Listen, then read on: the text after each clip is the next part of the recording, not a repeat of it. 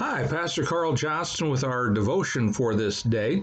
We're looking at a continuation in the series on the Feast of Israel.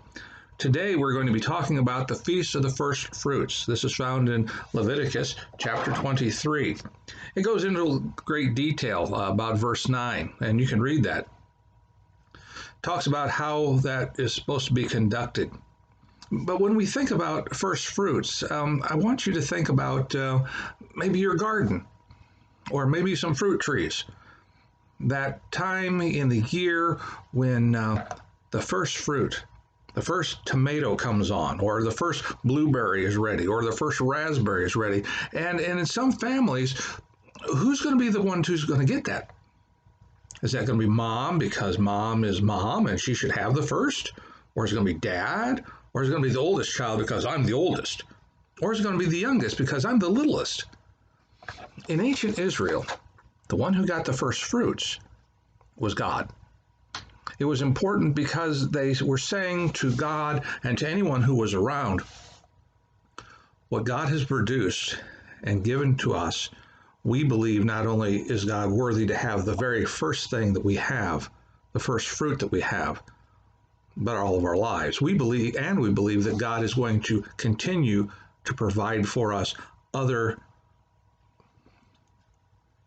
produce from this harvest. Now, I've never been in any place where somebody has a garden that only produces one tomato, or one green bean, or one zucchini.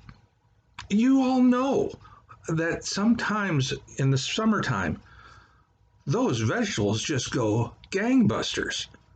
And it's a time when you may have the first one, but you know there's going to be more. So in ancient Israel, the first fruits were celebrated and given to God. Now there's a hymn called "Come Ye Thankful People Come, Raise a Song of Harvest Home, All is Safely Gathered In, Ere the Winter Storms Begin." There's this sense where we're not ready for the harvest, but this is the first fruit of the harvest, maybe. When I was stationed in Colorado, a instructor of mine had a horse ranch. And she had 4 or 5 Belgian draft horses and some other horses. And she asked me and some other people to come out and help her unload some hay. Well, it didn't sound that bad, and until I was a little surprised when the semi pulled up with 16 ton of hay on it. We stayed busy that day. But when the end of the day came and we had all the hay in the hay barn, and we closed the door, those words of that song kind of hit me. All is safely gathered in, ere the winter storms begin. We knew that our friend had all the hay she needed for her horses for the whole winter. You know, it is one of the most peaceful and calming images in my life.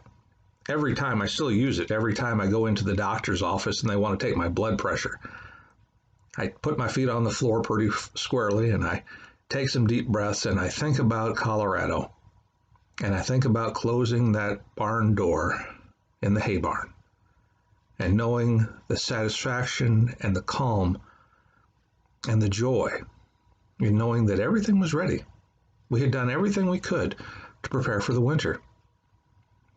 It's a time of celebration, the first fruits. But let's talk about not just gardening and agriculture. Jesus is called in 1 Corinthians the first fruit from the dead.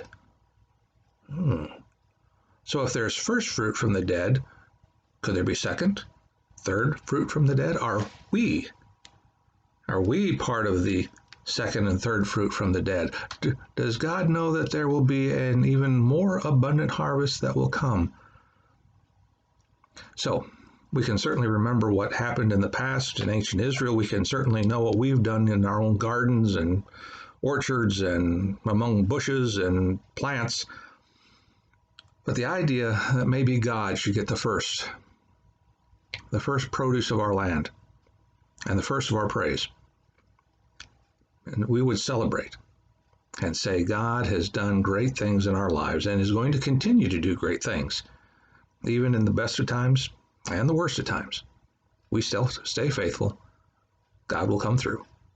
And that's something for you to think about tonight.